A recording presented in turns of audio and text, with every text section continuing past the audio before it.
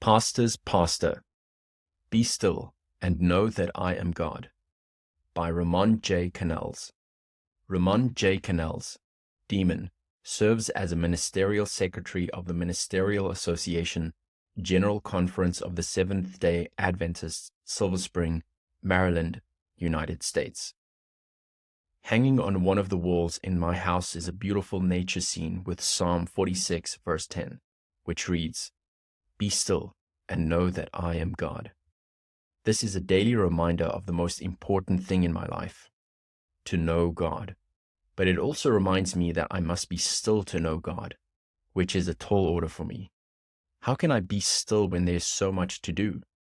I can hear the phone ringing and pinging. I hear the notifications flooding in, followed by a text, a tweet, and the Facebook reminders that keep coming in. In the busy, noisy, and crazy world we live in, it is increasingly challenging to be still. I am a pastor like you and know from first-hand experience that we are some of the busiest professionals on the planet. And yet I hear the voice of God through His Word saying to me, Be still and know me. I want to have a personal, intimate relationship with you. You need to be still for our relationship to grow. All too often my reply is, But God, I have so much to do.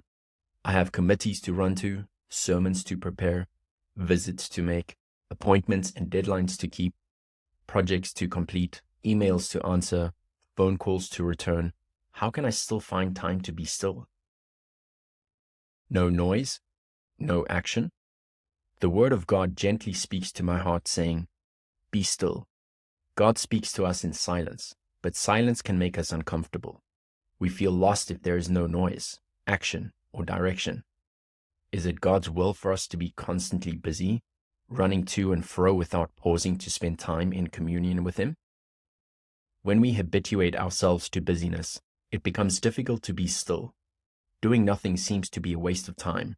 We would not admit it, but often we are afraid of silence. We feel that we must avoid silence.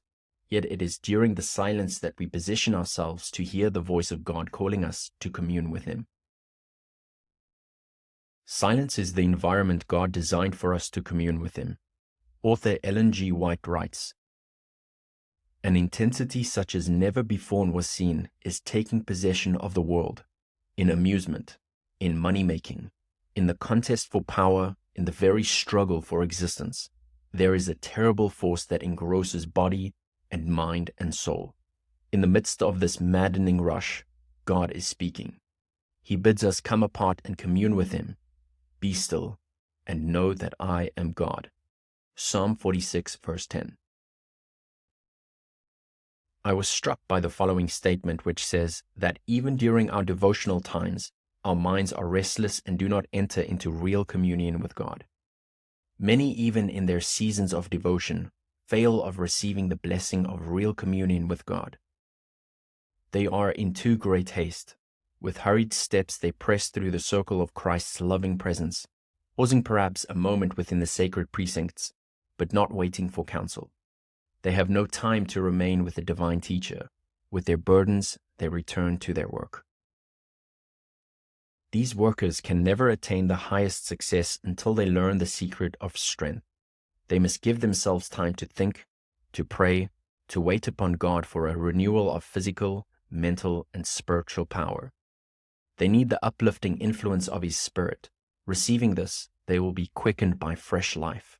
The wearied frame and tired brain will be refreshed. The burdened heart will be lightened. Not a pause for a moment in His presence, but a personal contact with Christ, to sit down in companionship with Him. This is our need.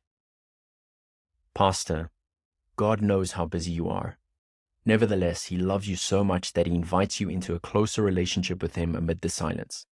Be still and know that He is God. For bibliographical and biblical references on this article and for much more content for pastors and church leaders, please visit ministrymagazine.org.